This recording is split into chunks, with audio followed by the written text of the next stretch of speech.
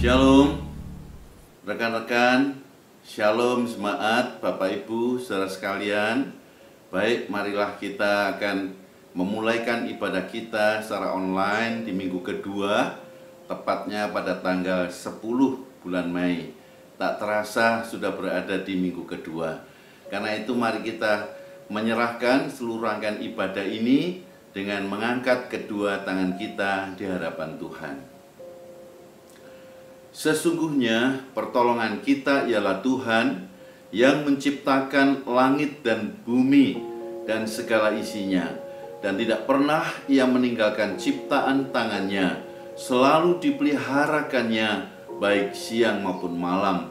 Turunlah damai sejahtera dari Allah Bapa dan dari Yesus Kristus Tuhan kita saat kita beribadah kepadanya. Haleluya. Amin.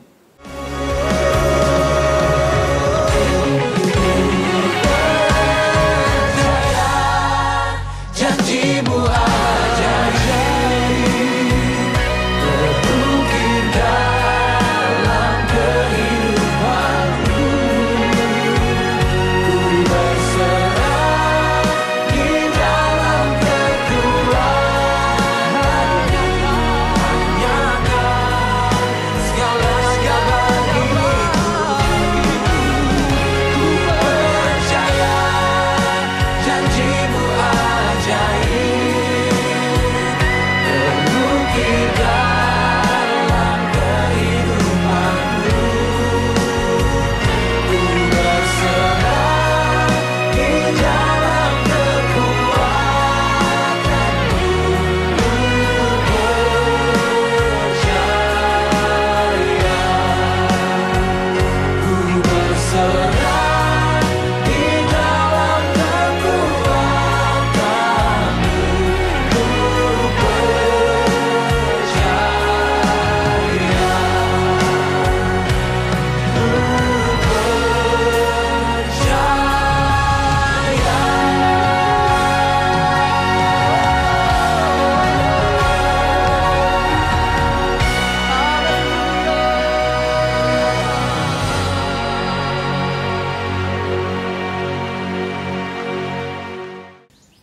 Shalom, selamat berhari Minggu, selamat beribadah bersama Tuhan.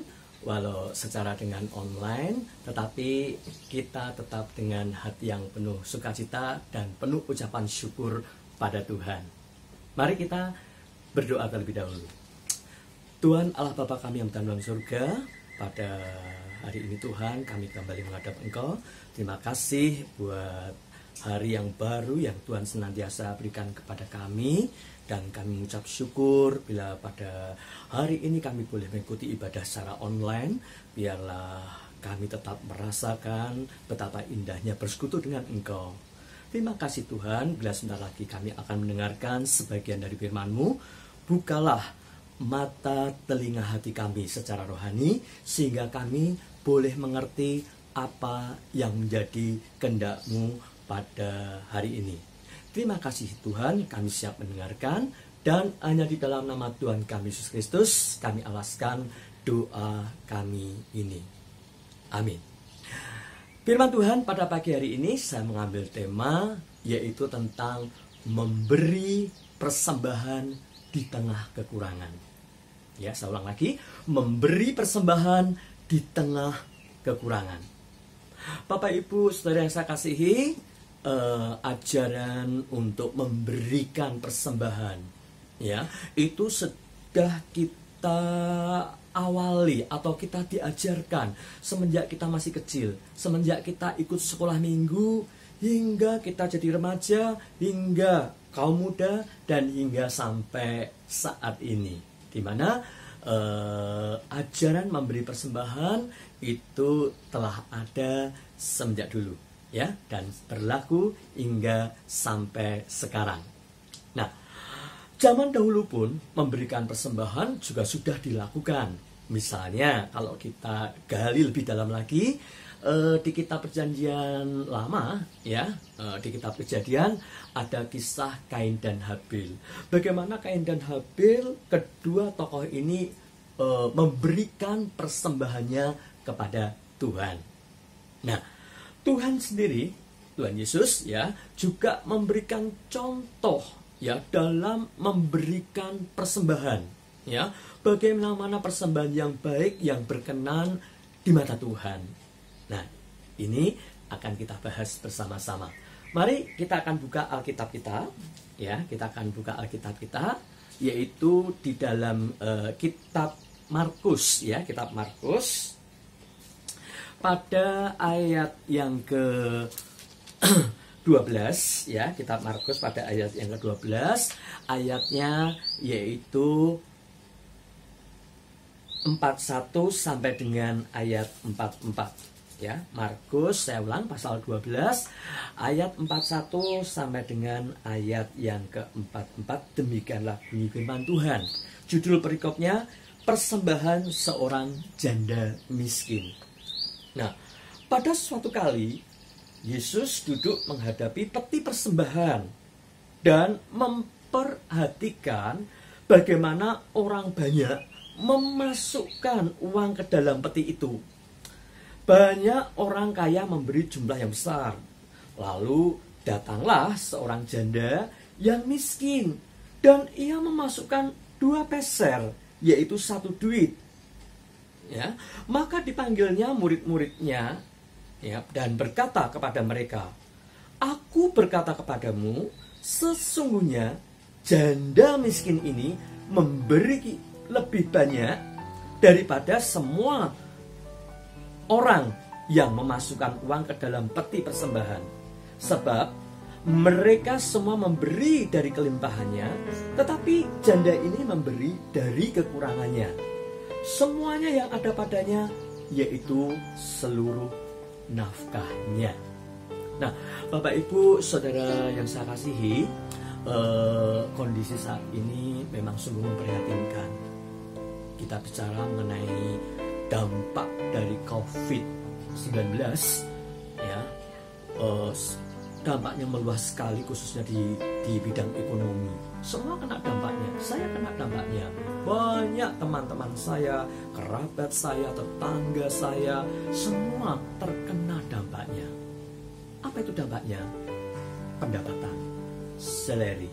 Kami semua ya saat ini ya bersyukur walau berkurang, tetapi masih cukup untuk memenuhi kebutuhan. Tapi ada banyak orang yang teman-teman yang saya kenal harus kehilangan mata pencahariannya, harus kehilangan pekerjaannya, bahkan juga ada yang mendapatkan salary sangat kecil sekali, dan itu dia masih mengucap syukur. Ya, saya punya tetangga di mana dia hanya dibayar 25% dari gaji yang dia terima setiap bulannya. Dia mensyukuri karena masih bisa tetap bekerja. Sementara banyak orang lain yang kehidupannya ya secara pendapatan banyak terhilang atau tidak mendapatkan seperti yang dia dapatkan dulu-dulu sebelumnya. Nah, kondisi saat ini tentu ya menyulitkan bagaimana mengatur kehidupan perekonomian dalam keluarga. Biasanya menerima pendapatan sejumlah sekian untuk membayar biaya listrik, biaya PDAM, biaya makan, biaya uang sekolah, dan sebagainya. Tentu terjadi suatu perubahan, ya, suatu perubahan yang tidak diduga sebelumnya. Dan kita tidak tahu ini sampai kapan. Tentunya kita berharap masalah ini untuk segera cepat berlalu. Nah, lalu bagaimana dengan keberadaan rumah Tuhan, Bapak Ibu Saudara? Ya, gereja. Saya banyak bicara dengan teman-teman kerja, teman-teman saya yang lain sebagai rohaniawan. Saya sungguh prihatin. Saya juga sungguh merasakan apa yang dia rasakan. Ya, jadi berbeda kondisinya Bapak Ibu Saudara yang saya kasihi, di mana pada setiap minggu beribadah bersama-sama, ada pujian, kemudian ada firman Tuhan, lalu memberikan apa yang terbaik bagi Tuhan. Ya, nah saat ini, saat itu terjadi ini, karena pemerintah tidak menghendaki adanya suatu kerumunan, sehingga kegiatan-kegiatan ibadah dilakukan di rumah. Ya, seperti ini contohnya ya. Jadi kita tetap beribadah secara online.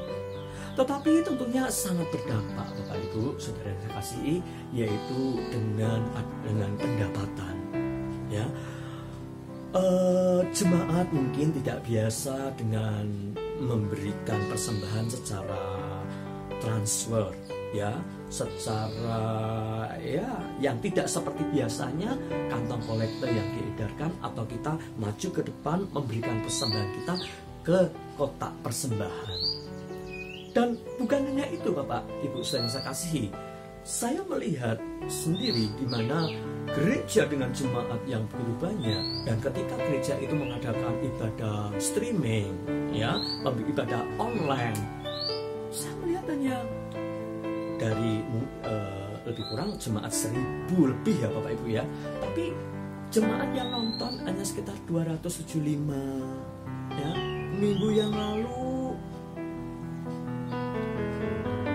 314. Jadi tidak banyak mungkin karena banyak jemaat yang mungkin tidak familiar dengan teknologi, mungkin yang generasi usia tua mungkin ya, jadi tidak biasa bagaimana ibadah streaming, apa yang dia harus lakukan ya. Juga mungkin yang muda-muda mungkin tidak biasa atau tidak nyaman ya. Nah, sehingga ini berdampak bagi kehidupan gereja, di mana gereja itu juga butuh suatu operasional ya, untuk dana operasional, untuk biaya listrik, biaya PDAM, biaya untuk staf gereja dan lain-lain. Tentu butuh operasional yang sangat banyak sekali. Nah, ketika saya telepon berbicara dengan sahabat saya, seorang hamba Tuhan, dia bercerita bahwa untuk bulan yang kemarin ya Bapak Ibu ya, bulan April, dia hanya menerima 50%. Dan dia cerita kepada saya bahwa 50% untuk bulan kedepannya belum tentu. Karena apa? Ya, melihat perkembangan pemasukan gereja yang tidak sama dengan sebelumnya, bahkan bisa jauh lebih berkurang, sehingga salary juga nggak mesti bulan depan akan dapat 50%, bisa turun dari 50%. Nah, ini tentunya menyentuh hati saya, dan juga saya bisa merasakan apa yang dirasakan gereja pada saat ini, betapa sulitnya dalam situasi kondisi seperti ini ya. Lah, bagaimana dengan sikap kita Bapak Ibu Saudara yang saya kasihi ya. Saya katakan tadi, kita pun juga mengalami kehidupan yang sulit ya. Kita perlu biaya yang besar untuk operasional dalam kehidupan berkeluarga, biaya hidup, uang sekolah, bayar listrik, PDAM dan sebagainya. Itu juga banyak, dan kemudian pendapatan kita berkurang. Tetapi firman Tuhan mengajarkan ya, berilah ya, kita memberikan yang terbaik bagi Tuhan dengan penuh kerelaan. Seorang janda tadi ya, ketika Tuhan Yesus melihat dan dia memberikan tidak banyak, tapi dia memberikan di dalam kondisi sebelumnya dia kurang. Namanya seorang janda Bapak Ibu Saudara. Seorang janda itu penghasilannya dari mana? Penghasilannya sangat terbatas ya. Mungkin dari dia jualan, atau mungkin mendapatkan berkat dari saudaranya. Tetapi berkat itu tentunya dia sangat membutuhkan dana yang lebih untuk memenuhi kebutuhan hidupnya. Tetapi si janda ini belajar untuk mau memberikan yang terbaik buat Tuhan, sehingga Tuhan berkenan. Bapak Ibu Saudara yang saya kasih, saya juga ingin mengajak Bapak Ibu untuk melihat kejadian di Perjanjian Lama. Saya senang sekali dengan cerita ini ya, yaitu tentang ketika Nabi Elia bertemu dengan seorang janda di daerah atau di kota Sarfat ya. Nah, ini jadi kalau kita lihat di dalam Alkitab kita, yaitu di kitab 1 Raja-Raja, ya, kitab 1 Raja-Raja pasal 17 ayat 12. Saya ulang ya, 1 Raja-Raja pasal 17 ayat 12, demikian bunyi firman Tuhan. Perempuan itu menjawab, "Demi Tuhan Allahmu yang hidup, sesungguhnya tidak ada roti padaku sedikit pun, kecuali segenggam tepung dalam tempayan dan sedikit minyak dalam buli-buli. Dan sekarang aku sedang mengumpulkan 2-3 potong kayu api. Kemudian aku mau pulang dan mengolahnya bagiku dan bagi anakku. Dan setelah kami memakannya, maka kami akan mati." Wah, sangat menyentuh sekali Bapak Ibu ketika itu Nabi Elia bertemu dengan seorang janda, ya. Lalu kemudian si Nabi Elia meminta minum, diberilah air minum. Lalu kemudian si Nabi Elia ini minta roti. Lalu jawab si janda tadi, "Hanya ada segenggam tepung dan sedikit minyak. Dan ini mau saya buat untuk saya makan dan anak saya makan. Dan habis itu kami tidak punya apa-apa lagi dan kami akan mati." Tetapi Nabi Elia mengatakan bahwa, "Buatkan roti untukku." Apa yang dilakukan oleh janda Sarfaat itu, Bapak Ibu Saudara? Janda itu membuat roti, ya, dimakan sendiri, dimakan dengan anaknya? Tidak. Tidak dia makan sendiri, tidak dimakan dengan anaknya, tapi diberikan kepada Nabi Elia. Dan apa yang terjadi Bapak Ibu? Berkat Tuhan tercurah. Ya. Jadi kalau Bapak Ibu baca di sini, buli-buli minyak dipenuhi Tuhan, ya. Kebutuhan apa tadi? Tepung tadi diberikan oleh Tuhan, ya. Terjadi suatu mukjizat yang dilakukan oleh Tuhan. Karena mata Tuhan itu melihat apa yang kita perbuat. Firman Tuhan ini mengajarkan Bapak Ibu, ya, di mana di tengah segala kekurangan, ya, di tengah segala kekurangan kita, yuk kita belajar memberikan yang terbaik bagi Tuhan. Ya, memang beda di saat kita kelimpahan kelebihan, ya.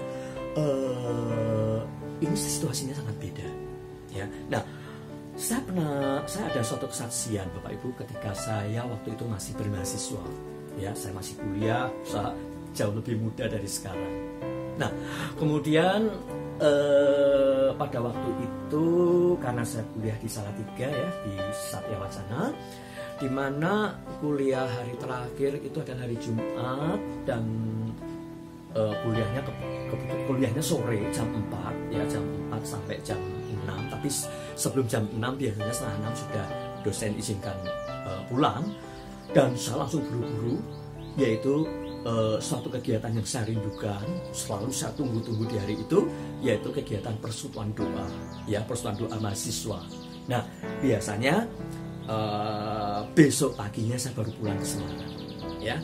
Nah, pada waktu itu Bapak Ibu Saudara saya kasih, uang saya itu tinggal Rp1.000. Pada waktu itu ya Bapak Ibu, ya, di tahun 1900-an, ya, 1997 atau sekian itu, ya.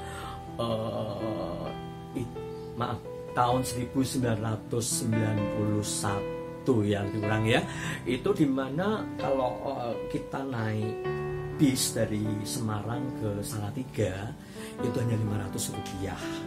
Uang saya 1.000 Bapak Ibu, ya, 1.000. Lalu kemudian saya berhitung begini, 1.000 ini tinggal untuk makan malam atau makan malam, ya, karena jam 4 saya kuliah, saya belum makan. Terus uangnya nanti yang 1.000 akan saya bagi 2, 500 untuk makan malam dan kemudian yang 500 untuk perjalanan pulang, ya, untuk jalan pulang besok naik bis ke Semarang. Lalu di dalam suatu persekutuan doa saat kita beribadah dan tentunya ada kolektor Bapak Ibu. Pada waktu itu hati saya tergerak, saya pengen memberi. Tapi kalau aku memberi, aku berarti nggak makan. Berarti tinggal 500, karena uang saya 1000 itu terdiri dari 500-an dua. Kalau saya berikan 500, berarti saya tidak makan. Dan saya hanya naik bis besok tanpa sarapan, tanpa makan malam saat ini. Tapi dorongan hati saya untuk memberi. Secara keuangan tentu saya kekurangan Bapak Ibu ya, nggak ada dana lebih. Lalu tekad saya ya untuk saya pengen memberikan persembahan bagi Tuhan pada hari itu, sehingga 500 itu saya berikan ya. Ketika kantong kolektor diedarkan, sudah plong rasanya, daripada perang batin, beri tidak, nanti kalau tidak berarti saya nggak sejahtera ya toh. Saya berikan, konsekuensinya saya tidak makan dan saya beri plong. Ceritanya tidak sampai di situ Bapak Ibu. Ibadah persekutuan doa itu selesai. Ketika saya pulang, gerimis Bapak Ibu ya, dingin ya, gerimis dingin, hujan rintik-rintik, hujan tipis gitu ya, hujan tapi enggak terus ya, hujannya tuh rintik-rintik awet gitu ya. Saya jalan kaki Bapak Ibu ya, dari tempat persekutuan doa itu sampai menuju di mana saya tinggal di asrama. Saya pulang ke asrama. Nah, kemudian dalam perjalanan itu apa yang terjadi? Perut saya tuh kerucuk-kerucuk Bapak Ibu. Ya, Bapak Ibu Saudara, perut saya tuh kerucuk-kerucuk, lapar bunyi gitu loh. Ya, waduh kok malah lapar ya. Saya berharap saya cepat sampai rumah dan supaya saya cepat tidur, besok bangun pagi dan pulang, sehingga saya tidak kepikiran soal lapar ini. Tetapi Bapak Ibu Saudara yang saya kasihi, sekali lagi mata Tuhan melihat apa yang kita perbuat.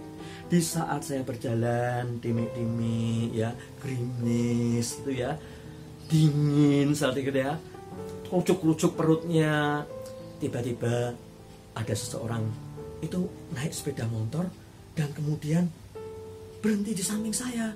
Loh, Jok, kamu tinggal di mana? Oh, ternyata dia adalah salah satu teman dalam persekutuan doa tadi, ya. Dia lebih senior dari saya ya, Terus kemudian, oh, rumahku tinggalku, asramaku dekat, tinggal maju terus belok udah sampai gitu kan. Kamu bonceng aku saja. Saya pikir udah deket kok, tanggung gitu loh. Nggak usah kok, aku tak jalan kaki saja. Lalu kemudian, nggak apa-apa, ayo kamu naik saja. Rasanya tidak baik kalau saya menolak kebaikan seseorang. Lalu kemudian saya naik sepeda motor itu, lalu sepeda motor jalan. Lalu harusnya belok, saya bilang, kok belok sepeda motornya. Lalu kemudian, enggak, kamu ikut saya dulu. Dan apa yang saya dibawa kemana Bapak Ibu Saudara yang saya kasihi? Saya dibawa ke tempat warung makan ayam goreng Bapak Ibu.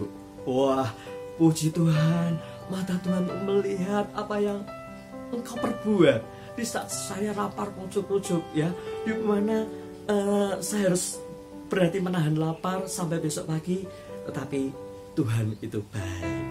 Nah, mari Bapak Ibu Saudara saya kasihi, firman Tuhan pada pagi hari ini mengajarkan untuk memberi yang terbaik bagi Tuhan.